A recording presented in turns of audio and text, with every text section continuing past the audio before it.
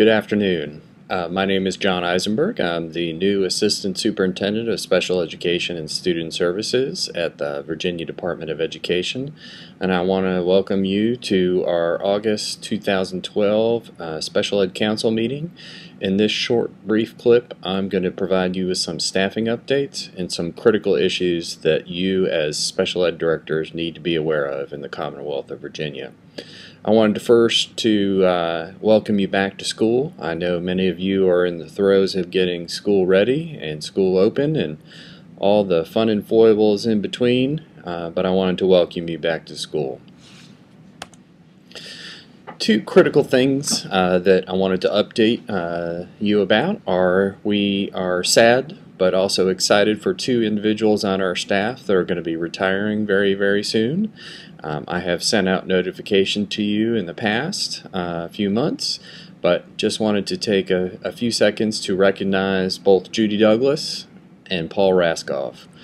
Both Judy and Paul have served us for many, many years and have really become invaluable members of our team, and I know we are very sad here at DOE to see them leaving, but I'm excited for them as they find new adventures in the near future. Judy is planning to retire December 1st, and Paul is also planning to retire December 1st, but Judy will be leaving a little bit later than Paul. Paul will be using up some of his vacation time and will be probably leaving September 28th. We will be attempting to fill both Judy and Paul's position in the next couple months and plan on submitting my proposal to Dr. Wright and to the governor to see if we can get those two positions filled. In the meantime, we've got a lot of capable staff that will be able to help you out in the meantime. I think we're going to start recruiting for Judy's position probably in October or November, and try a little bit earlier with Paul because he is retiring a little bit earlier, and look at recruiting potentially in September and October. In the meantime, Judy will be working right up to December 1st, but we've got a number of different staff in her office that will still be there and still working very hard to help you with any questions you have around our due process complaints or mediation system. And also wanted to assure folks that there will still be continued support for you guys in the field related to data questions and all finance questions. Until we fill Paul's position, Angela Fennessy will be working with you directly to answer and help with any data questions that you might have, and Tracy Coleman will be working directly with you to help with any finance questions. As part of some of our immediate reorganization that we've been working here at DOE to deal with is a couple updates that I wanted to provide you with. And the first one that I'm very excited about is to let you know that we have changed and worked about reorganizing Jeff Fennessy's position within the department. Jeff is going to help us as Paul transitions to retirement, helping us to write, post, take a look at, disaggregate all the data for the state performance plan annual performance report, and he's going to be taking that on as one of his full-time responsibilities, which has also left a big gap for us in Region 1 and 8, and we feel Deborah Johnson, who is a former special ed director from Essex County and been on our staff for almost 7 or 8 months now, will fill his role as our regional representative for Regions 1 and 8. I'm also very pleased to let you know that Maria Ireland is going to be serving in a greater capacity and extending her expertise beyond speech therapy and helping us with all issues related to occupational therapy and physical therapy services, as well as other related services. She will be doing a great job in that area, and she will be your contact person from now on. One more area that we needed some additional support in is Samantha Hollins, related to assistive technology and the AIM Virginia or the NIMUS accessible textbook projects. You all know Sam has done a phenomenal job as our autism specialist and has worked very closely with Deborah and the folks in the assessment office to help revamp our Virginia Alternate Assessment Program. And Sam will be taking that passion that she has for students with disabilities and putting it to good use, and we will add assistive technology to some of her leadership responsibilities. Wanted to brief you very quickly on local determinations. This past week we sent out notification to your superintendent and also copied you at the same time to let you know that we have developed a new process for developing local determinations on our state performance plan annual performance report. We spent a lot of time putting this new process together. Wanted to acknowledge Jeff Fennessy's work at bringing together a whole host of stakeholders that included lots of you guys as special ed directors and the VCASE leadership. We developed a new scoring rubric system. Our intent was to make it very easily understood and very open process, so you know when you got your determination or when your superintendent got your determination, you knew exactly why you got the determination that you did. We made sure emails and letters went out last week, and we wanted to also assure you that you will be contacted by your local VDOE regional rep that you have been working with, and they will be working with you to answer any questions or any follow-up technical assistance that your school division might need based upon your local determination. Couple upcoming issues that you need to be aware of.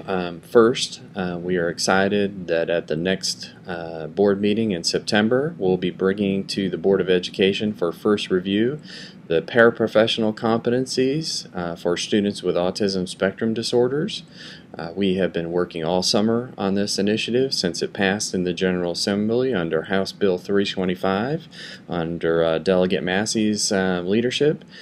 We have put together a series of competencies we think and stakeholders seem to agree that will really help move this initiative forward and make sure that students who are supported by paraprofessionals have the knowledge and skills they need to be successful in providing the skills and resources for students with autism spectrum disorders. Another bill under the General Assembly this past go-around was the Assistive Technology Transfer Act that Delegate Pogge helped to get through. We will be developing over the course of this year draft guidelines that will go to the board and also go out for stakeholder input that will help us design how students, parents, or other agencies may work with you guys at the school division level to purchase or have transferred to them the assistive technology that they have been using so that they can have better access to either homework, the curriculum, or communication or mobility, or as they transition out of school to be able to use that technology. Also wanted to make you aware of training that will be coming out very, very soon through Paul Rasko's shop on the December 1 child count. We hope that that training will help walk you through the process of the complex child count collection that you'll have to be working on, as well as provide you with some additional written resources and guidance information to help you through that process. But feel free to call Paul's shop. Both Angela or Paul can help you if you're starting to work on your December 1 child count. Probably the most important issue that I've had to bring to you today is the impact of what's going on at the federal level around sequestration. Sequestration is probably one of the scariest topics that we've ever had to deal with here in special ed. We are seeing lots of questions about sequestration start to come in, and I wanted to provide you some brief overview based on an analysis that Senator Harkin's office did in the United States Senate on the potential impact to Virginia if sequestration is not fixed on January 2nd. What we are looking at is significant cuts to the federal year 2013 awards that happen in our first chunk in July, and then we get our second chunk in October. According to the law that did pass and the analysis that we have from Senator Harkin's office, I presented you here with a couple of those items to show you what the impact on your potential budget could be. we are talking tens of millions of dollars. The one that is probably the most critical, the two most critical ones for you to be aware of are the Title I allocations that could be affected, and then the special education grants that come through the flow-through amounts. Virginia gets about $229 million in Title I funding and about $281 million in special ed funding. If you look on the right-hand column, you'll see what the potential reduction could be. Almost $20 million in Title I funds and almost $22 million in special ed grants. And our special ed preschool grants could also be reduced by close to more than $500,000. As you all know, about 95–96% of all the flow-through monies that come to you guys at the school division go directly to salaries and the supports needed to keep people employed. We are most concerned about the potential layoffs that might have to take place and the tightening of the belts that have already happened but will continue to have to happen based on this cut. One of the things we highly recommend that you begin to do at your local school division level is to honestly make sure your superintendent has knowledge of the impact that sequestration might have on your division's budget. We know things have been very, very bad in many divisions, and some places have seen $40 million, $20 million, $5 million, even $1 million cuts in many parts of the state and local school divisions. But this is a serious matter, and we think you should probably begin to take a closer look at doing some planning, knowing that if our budgets are reduced significantly, you begin to have a general plan of how you might try to achieve some of the budget cuts that will be coming. We recommend maybe 3 different scenarios, and those are some of the things that we have done up here to begin to prepare, is maybe start to model out a 7, 8, or a 10% cut.